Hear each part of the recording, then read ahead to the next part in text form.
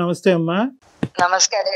చాలా సంతోషం అమ్మా. మీ వయసు ఉన్న వాళ్ళు కూడా మాకు ఈమెయిల్ పంపించే ప్రయత్నం చేస్తున్నారంటే ఎంత ఉంటది పార్వతమ్మ గారు? మనసుంటే మార్గం ఉంటుంది. ఖచ్చితంగా. ఎంత ఉంటది వయసు పార్వతమ్మ గారి మీది? నాకు 65 ఏళ్ళు బాబు. అమ్మా పర్లేదా? ఆరోగ్యం బానే ఉందా? నా ఆరోగ్యం బానే ఉంది నాయన. నా కొడుకే ఏమిటో దారి తెప్పిపోయినట్టు 24 గంటలు తాగుతూనే ఉన్నాడండి డాక్టర్ గారు. అయ్యయ్యో. పగలు లేదు రాత్రి లేదు, ఆ గదిలోంచి బయటికి రాడు అసలు.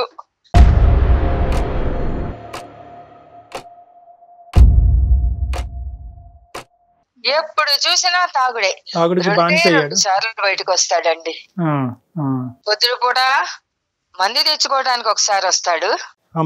అది అయిపోయిన తర్వాత మళ్ళీ సాయంకాలం పూట వెళ్ళి ఇంకో బాటిల్ తెచ్చుకోవడానికి వస్తాడండి.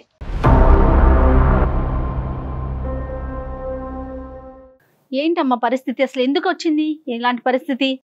పిల్లవాడు ఇద్దరు ఇష్టపడ్డారు. మాకు పిల్ల నచ్చింది.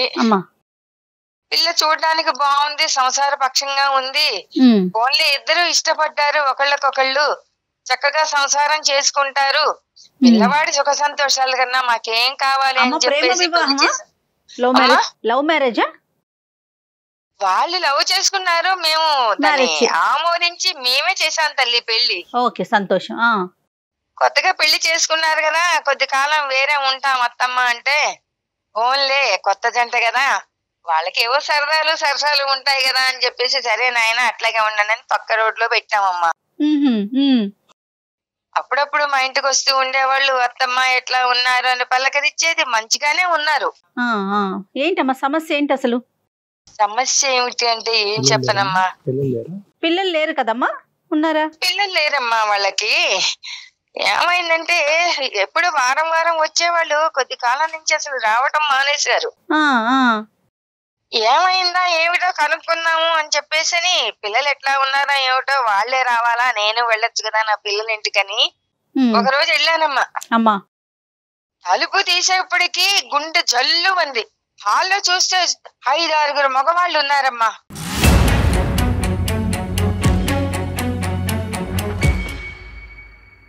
మధ్యలో బాటిల్స్, అందరూ కూర్చుని నవ్వుకుంటూ కబుర్లు చెప్పుకుంటూ మందు కొడుతున్నారమ్మా.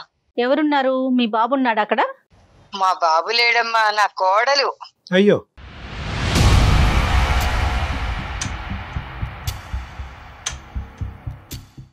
ఒక్కసారిగా ఉలిక్కిపడి చూసి, నన్ను చూసి తలుపు కొట్టి రావాలని తెలీదా అని చెప్పేసి ఒక్కసారి నా మీద విరుచుకు పడిందమ్మా.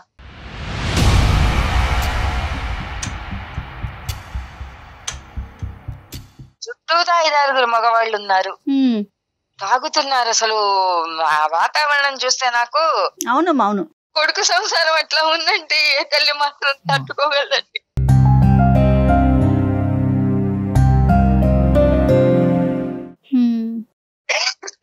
బాధపడకండి అమ్మ, బాధపడకండి, మీరు పెద్దవారు.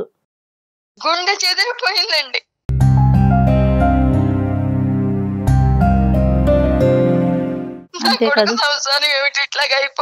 అంటే మరి ఈ ప్రేమ వ్యవహారం మొదలైనప్పుడు పెద్దలుగా మీరు ఈ పెళ్లికి అంగీకరించినప్పుడు కొద్దిగానే వాకప్ చేశారమ్మా? అసలు ఏంటి ఆ కుటుంబం ఏంటి, ఎటువంటి అలవాట్లు? వాకప్ చేసినప్పుడు ఎవరైనా చెబుతారా అండి? అదే అది పాయింట్ లేండి. కానీ మనం ఒక పెళ్లి చేయాలి అంటారు కానీ వాస్తవం ఎవరు చెప్పరు కదండి. చెప్పరు, కానీ ఏదన్నా మనకి అడిగే బాధ్యత అయితే మన మీద ఉంది కదా. ఎంక్వైరీ చేస్తే మంచి పిల్లేనండి, చాలా బుద్ధిమంతురాలు, సంసార పక్షంగా ఉంటుంది. చాలా బుద్ధిమంతురాలు. ఇప్పుడు మీ అబ్బాయి ఏమంటాడమ్మా? మా అబ్బాయి వచ్చేప్పటికి అసలు ఎక్కడ లేని వగలు పోతుందిటండి. మా వాడు మొత్తుకున్నాడు. రాగానే గుమ్మంలోకి రాగానే ఎక్కడ లేని ప్రేమ ఒలకపోస్తుంది. అసలు మా వాడు మాట్లాడడానికి కూడా అవకాశం ఇవ్వకుండా దేనిపోని వగలపోతూ ప్రేమ ఒలకపోస్తూ అసలు అక్కడ ఉండకుండా గదిలోకి లాక్కుపోతుందిటండి. ఓకే, సో ఆవిడ చేసేది ఆవిడ చేస్తది, కానీ మీ అబ్బాయి నోరు ఎలా మోయించాలో కూడా బాగా తెలుసు ఆవిడకి. సో ఇష్యూ బయటకు పొక్కకుండా కుటుంబాన్ని కాపాడేటటువంటి ప్రయత్నం ఒక పద్ధతిలో చేస్తూ ఉంటది, ఇంకో పక్క నుంచి ఆవిడ సోషల్ బిహేవియర్ అనేది అలాగే ఉంది. అట్లాగే ఉందండి. రైట్. దీని గురించి మీ అబ్బాయి ఎలా ఖండించాడు? ఈ విషయం మీరు మీ అబ్బాయిని అడిగారా? మీ అబ్బాయి వచ్చి తన బాధ మీ దగ్గర వెలగక్కున్నాడా? అప్పటి వరకు ఈ అంశం మీ అబ్బాయి మీకు ఎందుకు చెప్పలేదు? నేనే అడిగాను ఫోన్ చేసి, ఏమిచ్చా ఇట్లా చూద్దాను పెడితే నీ పెళ్ళాం ఈ స్థితిలో ఉంది, నువ్వు నాకు ఒక్క మాట కూడా చెప్పలేదేమిటి, నేను ఇట్లా ఉన్నాను ఇట్లా కష్టపడుతున్నాను అని అంటే, అమ్మ ఏం చెబుతానమ్మా, ఏం చెప్పను దాని మీద. ఒకళ్ళకొకళ్ళు ఇష్టపడ్డాము, పెళ్లి చేసుకున్నాము, ఏదో సుఖంగా ఉందాము అనుకున్నాం, మధ్యలో దీనికి బుద్ధి ఎందుకు పుట్టిందో నాకే అర్థం కావట్లేదు. సో వీళ్ళు ప్రేమించుకున్నప్పుడైతే మాత్రం ఈ అమ్మాయికి ఇటువంటి అలవాట్లు లేవనేది మీ అబ్బాయి ఖచ్చితంగా చెప్తున్నాడు. లేవు అని అన్నాడు, కానీ వాడికి మాత్రం ఏం తెలుస్తుందండి. తర్వాత వాళ్ళిద్దరి మధ్య ఏం జరిగింది అన్నది నాకు తెలియలేదండి. ఒక రోజు పొద్దున్నే బావురమని ఏడ్చుకుంటూ వచ్చేసాడండి నా కొడుకు. ఏమైందిరా నాయన అని చెప్పేసి అంటే, ఏం చెప్పనమ్మా, నా నెత్తిని పెద్ద బండ పడేసేసి సర్దుకుని పుట్టింటికి వెళ్ళిపోయింది, నాకు నువ్వు అక్కర్లేదు, నీ కాపురం అక్కర్లేదు, నాకు విడాకులే కావాలి అని అంటును.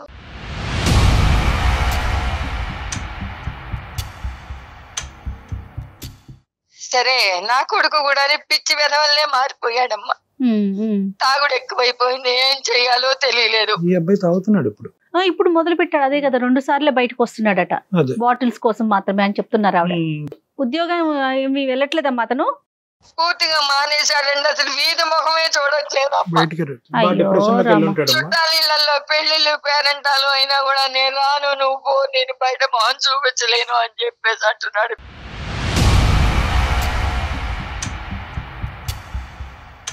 అంటే ఇప్పుడు తలెత్తుకోలేనటువంటి పరిస్థితి కదా మేడం. ఒకటి ప్రేమించినటువంటి అమ్మాయి ఇలా చేసింది అనేది, రెండోది ఏంటంటే మోసపోయాను అంటే ఈ మాత్రం అంశం ముందు అబ్బాయికి తెలియకుండా గుడ్డిగా పెళ్లిలోకి దిగటం అనేటువంటి రెండోది. మూడోది సమాజానికి ఏమని చెప్పుకోవాలి, నాలుగోది ఇంకేమన్నా ఉందేమో మనకు తెలియదు. ఏమని చెప్పి వెళ్ళిపోయిందంట అమ్మా అమ్మాయి ఇంట్లోంచి? ఆ విషయం నాకేం చెప్పలేదండి, అదే అర్థం కాని పరిస్థితి అండి. పిచ్చేదవై తాగేస్తున్నాడండి, మంతు తిండి కూడా తింటలేదా, గదిలోంచి బయటికి రావట్లేదు. పార్వతమ్మ గారు ఒక్క నిమిషం ఓపికగా వినండి. నేను అనేది ఏంటంటే ఈ రోజు మీ అబ్బాయి యొక్క పరిస్థితి అందరికీ అర్థం కానటువంటిది ఏం కాదు. బహుశా ఆ అబ్బాయి స్థానంలో ఎవరున్నా కూడా ఇదే విధంగా రియాక్ట్ అవుతారేమో. తాగుతారా లేదా అన్నది వేరే విషయం, కానీ ఇదే విధంగా రియాక్ట్ అవుతారేమో అన్నది మనం చెప్పుకోవాలి. ఎందుకంటే కనుక అన్ని విధాలుగా మోసపోయాడు. ఈ రోజు ప్రేమించాడు, ఈ అబ్బాయి తప్పు ఉందా లేదా అన్నది తీసి పక్కన పెడితే కనుక ఆ అమ్మాయి ఈ విధంగా వ్యవహరిస్తూ ఆ అమ్మాయి సంతోషాలకి సుఖాలకి అలవాటు పడి ఈ రోజు ఈ అబ్బాయిని వదిలేసి బయటకు వెళ్ళింది. ఇప్పుడు కష్టపడి తల్లిదండ్రులను ఒప్పించి పెళ్లి చేసుకున్నాడు. మీకేం చెప్పుకోవాలి, మీరు ఆల్రెడీ మనస్తాపకు గురయ్యారు, మీకు వయసు మీద పడింది. సో ఆ అబ్బాయి ఒక పద్మవ్యూహం అనేటటువంటి దాంట్లో చిక్కుకుపోయాడు ఈరోజు ఆ బాధల్లో. సో కాబట్టి ఈరోజు మనం ఏం చేయాలి అంటే కనుక మనం కొద్ది మనోధైర్యాన్ని సంపాదించుకుని మనం నిలదొక్కుని ఆ అబ్బాయి ధైర్యాన్ని నింపేటటువంటి ప్రయత్నం చేయాలి, కానీ మనం విరిగిపోకూడదు. ఇది చాలా క్లిష్టమైనటువంటి పరిస్థితి. బాబు ఎక్కడున్నాడమ్మా, మేము మాట్లాడేదానికి అవకాశం ఉందా? ఇక్కడే ఉన్నాడండి, నేను అక్కడికి ఎన్నో సార్లు చెప్పి చూశానండి. అది విడాకులు అంటుంది కదా, దాని అది పోయింది కదా, అక్కర్లేదు అని. వెళ్ళిపోయిందా, విడాకులు అయిపోయినాయి అమ్మా? విడాకులు ఇచ్చేస్తాను, నాకు అక్కర్లేదు అని వెళ్ళిపోయిందండి. కాదమ్మా, బాబున్నాడా ఇంట్లో? మరి డాక్టర్ గారితో ఒకసారి ఏమన్నా మాట్లాడిద్దామా? ఉన్నాడండి, మాట్లాడిద్దామా? మరి మీరేమంటారు? అట్లాగే మాట్లాడిద్దాం. నాన్న సాయి, డాక్టర్ గారు నీతో మాట్లాడతా, మాట్లాడయ్యా ఒకసారి. పాపం పెద్దవాడికి ఆవిడ చేసిన తప్పు మళ్ళీ ఏంటి నాకు అబ్బాయికి నచ్చదమ్మా. సాయి, హలో సాయి, చెప్పండి సార్. గుడ్ ఆఫ్టర్నూన్ నాన్న, బాగున్నావా? ఏం బాగోలేదు సార్, చెప్పండి ఏంటి?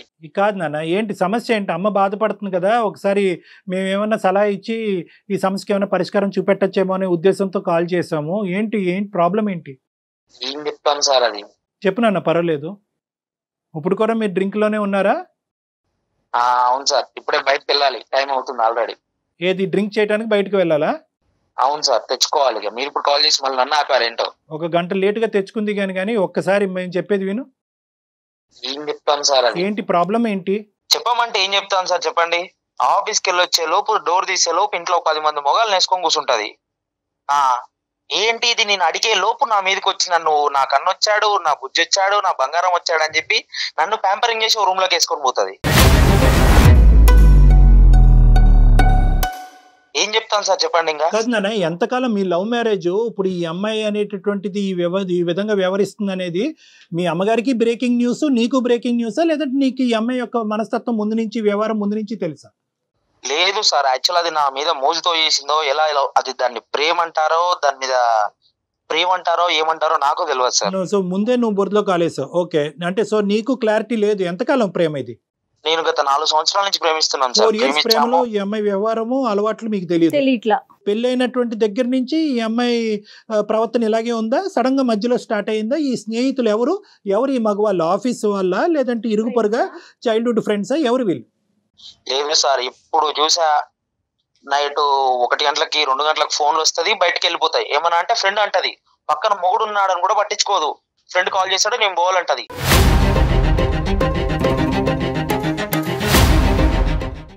మేము ఉండేది మోతీ నగర్ నుంచి అది ఉండే మాదాపూర్ వరకు వెళ్తుందండి. ఏమనంటే నైట్ మధ్యరాత్రి 1 గంటలకు లేస్తుంది, నా ఫ్రెండ్ కాల్ చేస్తాడు, నేను పోతున్నా అని చెప్పేసి పోతుంది.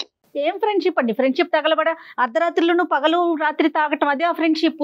ఒక ఆడపిల్ల మగ పిల్లలతో కలిసి నువ్వు అమ్మాయిని ఏం ప్రశ్నించావు? నువ్వు మొగుడు వాళ్ళు ఫ్రెండ్స్ కి మొగుడు తేడా తెలియదా అంటే ఏమని చెప్తామండి? ఓకే, ఫ్రెండ్స్ కి మొగుడికి తేడా తెలుసుకోవాలి. Okay, good. తర్వాత అయినా అదేం ఫ్రెండ్షిప్ అండి? మొగుడిని పక్కన నైట్ పడుకున్నాక కూడా ఫోన్ వస్తే మధ్యరాత్రి మొగుడిని వదిలిపెట్టిపోయే ఫ్రెండ్షిప్ ఏం ఫ్రెండ్షిప్ అండి? Right, okay. ఇంకా వంట వార్పు ఇవన్నీ ఏం వంట ఏం వార్పు అండి? స్విగ్గీలు జొమాటోలు ఏమన్నా వచ్చాయి, వంటనా ఏమన్నా? అది కూడా ఇదే. ఓకే, బాక్స్ పెట్టవే అంటే నేను ఆర్డర్ పెడతా, నువ్వు పో అంటది. రైట్, అది కూడా టేక్ అవే. అన్ని టేక్ అవే మీ ఇంట్లో. ఇలా ప్రయాణం ఎన్ని రోజుల నుంచి సాగుతోంది మీ ఇద్దరి మధ్య అండి?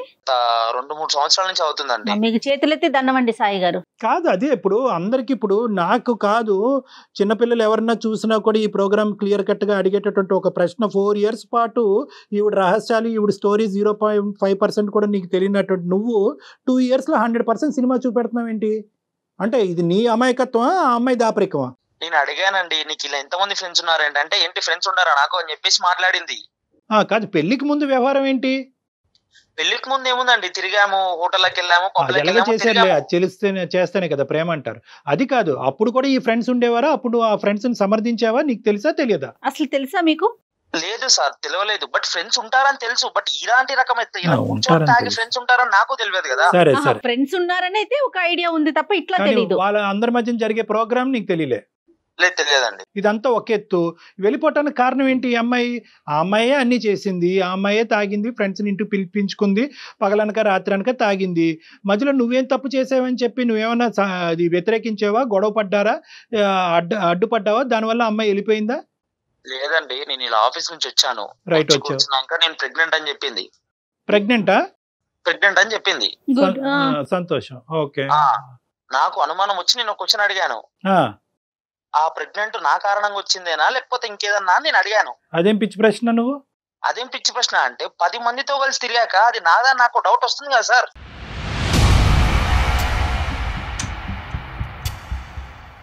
సరే నాన్న, ఇప్పుడు ఒకటి ఇక్కడ 2 అంశాలు.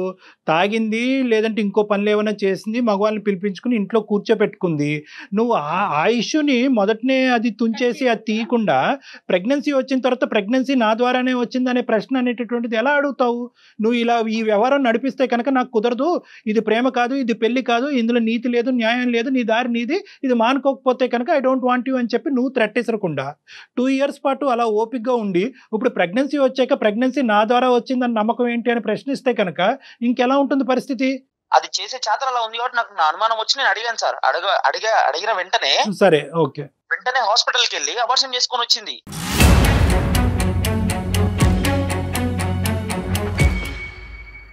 అబార్షన్ చేసుకొని వచ్చి, నాకు నువ్వు అవసరం లేదు, నేను వెళ్ళిపోతాను, మా పుట్టింటికి వెళ్ళిపోతాను అని చెప్పేసి పోయింది.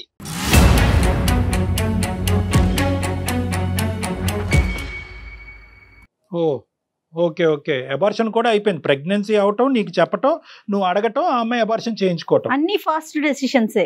నువ్వు మొగాడు కాదని ఒక పెద్ద బండరాయి నా మీద వేసిపోయింది సార్. ఇక ఏం చెప్పమంటారు సార్? ఇక తాగకపోతే ఏం చేయాలి సార్? ఇలా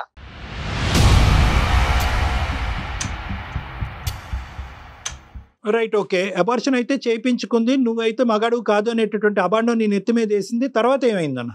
వెళ్ళిపోయింది సార్, అంతే. ఇంకా వెళ్ళిపోయి ఎంతకాలం అయింది? వెళ్ళిపోయి ఒక 2 నెలలు అవుతుందండి. 2 months అయ్యింది. ఎప్పుడు మీ పేరెంట్స్ కి ఎప్పుడు చెప్పావు ఇదంతా కూడా, ఈ గొడవ అంతా అవుతుంది, ఈ అమ్మాయి నీ మీద ఇటువంటి అబాండం వేసింది? తాగేటటువంటి అంశం పార్వతమ్మ గారికి తెలుసు అంటే ఆవిడ తలుపు కొట్టి వచ్చేటప్పటికి ఆవిడకి దిమ్మ తిరిగే సీన్ కనిపించింది. నువ్వు అసలు నువ్వు మగాడు కాదనేటటువంటి అబాండం నీ మీద వేసింది అనేది ఆ సబ్జెక్ట్ ఎప్పుడు చెప్పావు మీ అమ్మగారికి? చెప్పేది ఏముందండి, అదేమన్నా సాధించామా చెప్పుకోవడానికి? అలా బాధ మర్చిపోవడానికి రోజు తాగుతున్నా. సరే 2 months అయ్యింది, విడాకులకి అప్లై చేశారా ఆవిడ? అది ఏమన్నా చేసుకుంది సార్, మనకు అనవసరం. ఇంకా నాకు పెళ్లి వద్దు, ఏమొద్దు, ఇలాగే తాగుతూ ఉంటా అంతే.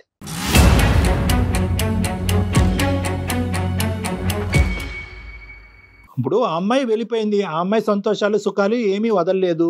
ఓకే, ఆ అమ్మాయి తాగటానికి ఇష్టపడింది, ఫ్రెండ్స్తో పాటు ఉండటానికి ఇష్టపడింది, ఇంటినే పబ్బు కింద తయారు చేసింది. ఆ అమ్మాయి సుఖాల గురించి ఆ అమ్మాయి వెళ్ళిపోయింది.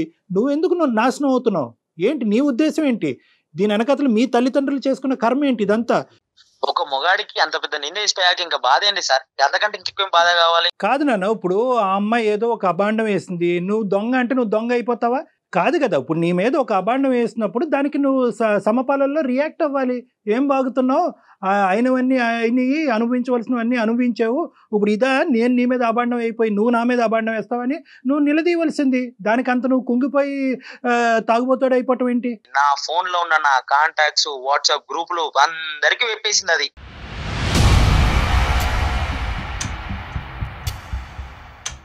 అందరికి మెసేజ్ పంపించిందా? అందరికి మెసేజ్ పంపించింది. ఇంటి పక్కన, ఇంటి ఎదురుగా అందరికి, బజార్లో అందరికి పేసిపోయింది, నా మొగుడు కాదు, పోతున్నా అని. సార్ పెద్దవాడికి తెలియదు పాపం. అయ్యయ్యో, పార్వతమ్మ గారు మీకు తెలీదా? నాకు తెలియదయ్యా, మీకు చెప్పేది. అయ్యో, నాకు చెప్తే నేను ఇరుగురికి ఏదో రకంగా సర్ది చెప్పుకుంటేదాన్ని కదా. నాకు తెలియకుండా ఈ భాగవతం అంతా నడిపారు ఇద్దరు కలిసి, కాపురం మీరు కాపురం అని చెప్పేసి.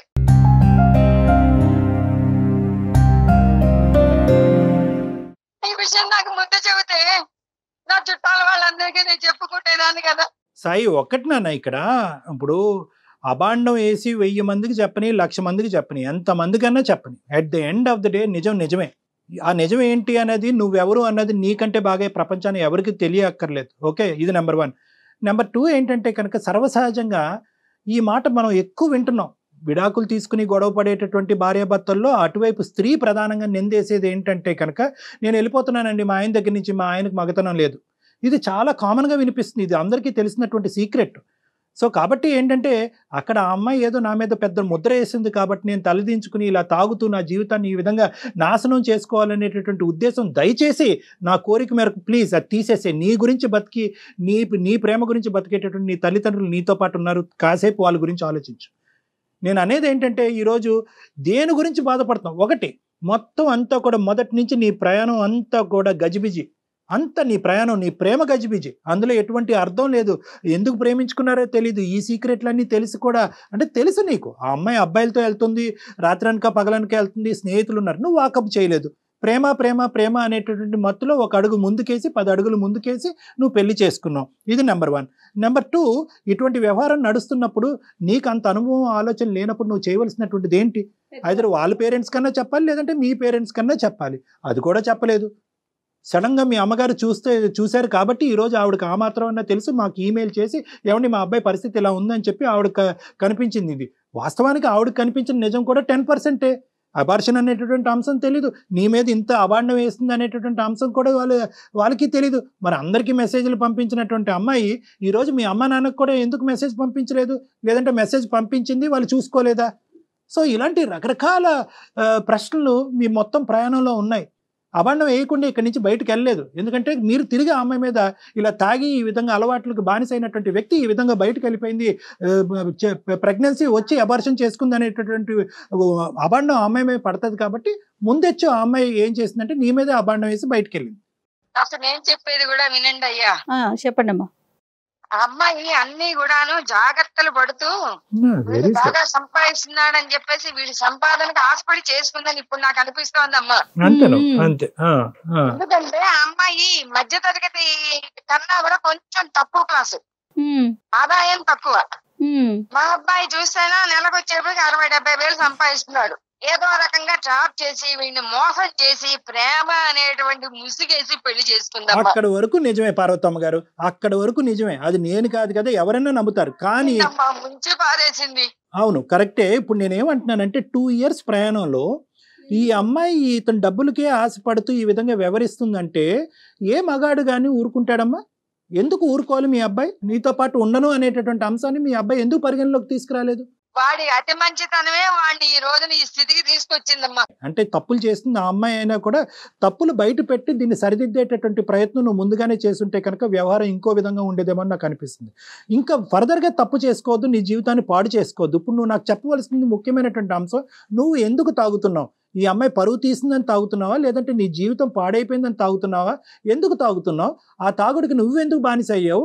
ఆ అమ్మాయి తాగుతూనే ఆ విధంగా ఒళ్ళు జలధరింపు వచ్చేటటువంటి విధంగా ఉండే నువ్వు ఈ రోజు నువ్వెందుకు ఆ తాగుడికి బానిస అయ్యావు? నాన్న, బాధ మర్చిపోవటానికి తాగుడు మందా? ఏ టెక్స్ట్ బుక్ లో ఉందో చెప్పు. అదే మందు. నువ్వు మర్చిపోవటానికి తాగటం అనేటటువంటిది ఒక మందుగా పరిగణిద్దాము. నీ లివరు కిడ్నీ పాడై రేపొద్దున చచ్చిపోతే హాస్పిటల్ పాలైతే అక్కర్లేదా? ఒక భార్య వెళ్ళిపోయిందని చెప్పి ఒక కొడుకు లేనటువంటి సిచ్యువేషన్ తీసుకొస్తావా మీ తల్లిదండ్రులకి? ఇదేనా న్యాయం? దీని గురించేనా నీ తల్లిదండ్రులు నిన్ను పెంచి ఈ స్థాయి వరకు తీసుకొచ్చారు? అందుకని చెప్పి నేను మా ఇంట్లో కూడా చెప్పలేదు, నేను సొసైటీకి కూడా ఏం చెప్పదలుచుకోలేదు. తాగాలి, ఇంట్లో ఉండాలండి, అంతే.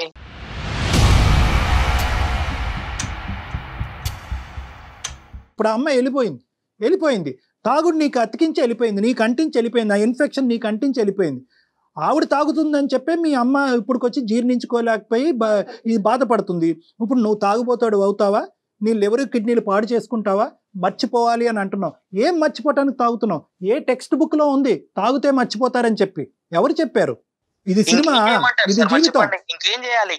నా మీద అంత పెద్ద అబాండాలు వేసిపోయాక దాంతో ఆ బాధ మర్చిపోవడానికి తాగుడు తప్ప నాకు ఇంకో దారి లేదు కదా. ఏ అబాండం అయ్యా? గాడిద గుడ్డ అబాండం ఏంటి? ప్రపంచంలో సార్ ఒక మొగోడిని పట్టుకొని నువ్వు మొగోడు కాదని చెప్పాక అంతకంత పెద్ద అవమానం. ఇప్పుడు నానా ఒకటి, ఆ అమ్మాయి 4,000 మంది పంపిస్తే నువ్వు 10,000 పంపించచ్చు. అది కాదు ఇక్కడ లెక్క. ప్రపంచానికి కూడా తెలిసి ఇక్కడ లెక్క ఏంటి అనేది ప్రపంచం ఎవరు విశ్లేషణ వాళ్ళు చేసుకుంటారు. అదేమో సగం మంది చెప్పింది, మా అమ్మ ఏమో మీకు ఫోన్ చేసి నా జీవితం మొత్తం బజార్ లేసారు మీరు అందరు కలిసి. ఇప్పుడు నేను ఎలా ముఖం తిప్పుకోవాలి సార్ బయట? నాన్న, మేము బజారీల్లో వేయట్లేదు, మేము నీకు సర్ది చెప్పేటటువంటి ప్రయత్నం చేస్తున్నాము. బహుశా ఈ 4,000, 10,000, 20,000 మంది ఎవరికైతే కనుక ఆ మహాతల్లి పంపించిందో వాళ్ళందరూ కూడా ఈ ప్రోగ్రాం చూస్తే కనుక సాయి మగాడు అనేటటువంటిది అర్థం అవుతుంది. మేము నీకు సహాయపడుతున్నావా? మార్గం అది బుర్ర చల్లిపోయినప్పుడు ఆ బుర్రను కడుక్కోవాలి మనం ఏదో రకంగా చేసుకుని. ఇప్పుడు తెలిసిందిగా సమాజాన్ని అందరికీ చెబుతారని చెప్పేసి నేను ఆయనకు మెసేజ్ పెట్టాను. ఈరోజు నేనేదో నేను అల్లరి పెట్టానంటావేమిటి? లేదమ్మా, అబ్బాయి కొద్దిగా ఒక ఇమోషన్ లో ఉన్నాడు. ఆ అబ్బాయికి వాస్తవాలు అర్థం కావట్లేదు, జీవితం గురించి అర్థం కావట్లేదు. ఒక 10 నిమిషాలు వింటే కనుక ఇప్పటికైనా జీవితం బాగుంటుంది. అన్ని తప్పటడుగులే. నువ్వు 10 మందితో తిరిగిన ఆడదది, ఇది నా బిడ్డ, నేను ఇలా గర్వంగా చెప్పుకోగలుగుతాను నేను.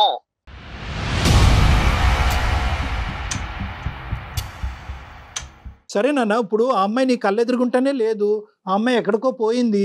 ఇప్పుడు నువ్వు తాగి నీ జీవితాన్ని పాడు చేసుకోవటం వెనకతలు ఉన్న అర్థం ఏంటి? నాకు ఆ బాధ మర్చిపోవడానికి నాకు అది మంచిది అనిపించింది సార్. అందుకని ఉద్యోగం మానేసి పగలు రాత్రి అని తేడా లేకుండా తాగితే సమస్యకి పరిష్కారం దొరుకుతుందా? ఆఫీస్కి ఎలా వెళ్తాము, బయటకి ఎలా తిరుగుతాం చెప్పండి? నువ్వు తాగి పిచ్చోడు అయిపోవటం అనేటటువంటిది ఆ అమ్మాయి ఎగిరి గంతేసి పండగ చేసుకుంటుంది. ఇప్పటికైనా కూడా నీ లోపల ఉండేటటువంటి పరిస్థితిని తిరిగి రాయటానికి ట్రై చేయి. తాగి నీ జీవితాన్ని నాశనం చేసుకోవటం కాదు. నువ్వు లేకపోయినా కూడా నేను బతకగలను, నువ్వు నన్ను మోసం చేసి వెళ్ళిపోయినా కూడా నేను ఒక మగాడిగా నేను ప్రూవ్ చేసుకోగలను అనేటటువంటి విధంగా నువ్వు ప్రూవ్ చేసుకో. అంటే ఇప్పుడు మీరు ఇంకో పెళ్లి చేసుకోమంటున్నారా సార్? నన్ను పెళ్లి చేసుకోమనట్లేదు, ఫస్ట్ ఈ అలవాట్ల నుంచి బయటపడమంటున్నాను, ఈ ఆలోచన నుంచి బయటపడమంటున్నాను. ఆయన అడుగుతామేమిచ్చా ముందు సమస్య పరిష్కారం గాని. ఆ అమ్మాయి వెళ్ళిపోయింది. ఇప్పుడు నీ జీవితాన్ని ఇప్పటికైనా కరెక్ట్ మార్గంలో బ్రతకడానికి ప్రయత్నించు. ఎందుకంటే నువ్వు ఇలా తాగితే కనుక, ఇలా తాగి ఈ విధంగా నీ జీవితాన్ని నాశనం చేసుకుంటే కనుక ఎవరైతే ఈ 4 మనుషులు ఉన్నారో నీ చుట్టుపక్కల, ఎవరికైతే ఈ అమ్మాయి ప్రచారం చేసిందో వాళ్ళందరూ ఏమనుకుంటారు? ఓ కరెక్టే, ఈ అబ్బాయి తప్పుడుగానే ఉండేవాడేమో, ఈ అబ్బాయికి నిజంగా ఆ కెపాసిటీ లేదేమో, అందుగురించి ఆ బాధను దిగమించుకోవటానికి భార్య వెళ్ళిపోయిందనే బాధతో ఇప్పుడు తాగుబోతా అయ్యాడేమో అని చెప్పి నీకు తెలియకుండానే నీ అబద్ధాన్ని నిజం చేస్తున్నావు. సాయి, వింటున్నావు కదా? ఇప్పుడు ఏం చేయాలి సార్ చెప్పండి. ఫస్ట్ డ్రింక్ కి గుడ్ బై చేయి. ఇప్పుడు నువ్వు తాగేటటువంటి అలవాటుకి గుడ్ బై చెప్పు. అది నీ నీ నీ నీ జీవితానికి సమాధానం చెప్తుందనో లేదంటే నీ బాధలను మర్చిపోయేటటువంటి విధంగా చేస్తుంది అనేటువంటి నమ్మకాన్ని నుంచి బయటికి రా. అది నీ జీవితాన్ని ధ్వంసం చేస్తుంది. చాలా థాంక్స్ డాక్టర్ గారు, మా వాడికి ఈ రకంగా మంచిగా చెప్తున్నారు. సరిపోదమ్మా, కొంతవరకు అర్థమైందని నేను అనుకుంటున్నాను. ఇమీడియట్ గా తక్షణమే ఈ అబ్బాయిని నా దగ్గర తీసుకురండి. కొన్ని కౌన్సిలింగ్ సెషన్స్ అనేటటువంటి ఇప్పించేటటువంటి ప్రయత్నం చేస్తే ఆ అబ్బాయి ఆలోచన తప్పు అనేటటువంటిది ఆ అబ్బాయికి అర్థం అవుతుంది. మళ్ళీ కొత్త జీవితాన్ని ప్రారంభిస్తాడు. అట్లాగే సార్, మీరు చెప్పినట్టే చేస్తా ఉంది డాక్టర్ గారు. ఓకేనా సాయి? చెప్పండి. ఇంకా చెప్పేది ఏం లేదు, చెప్పాను. మిగతాదంతా కూడా ఏమన్నా ఉంటే కనుక మనం కౌన్సిలింగ్ లో మాట్లాడదారా? సరేలేండి sir. Okay okay right. Okay Parvathamma garu, వెళ్ళిపోవాలి. ఇంకా మన మాట కూడా వినే పరిస్థితుల్లో ఇంత విని కూడా నాకు టైం అవుతుందని చెప్తున్నాడు అతను. రైట్. పార్వతమ్మ గారు, అమ్మా మీకు ఏమాత్రం అవకాశం ఉన్న బాబుని తీసుకుని ఒక్కసారి డాక్టర్ గారిని కలవండి అమ్మా. అలాగేనమ్మా. రైట్. Thank you. నమస్తే. ఓకే అమ్మా. Okay right. కళ్యాణి గారు నమస్తే. సుమన్ టీవీలో మీ పర్సనల్ అండ్ బిజినెస్ ప్రమోషన్స్ కోసం కింది నెంబర్కి కాంటాక్ట్ చేయండి.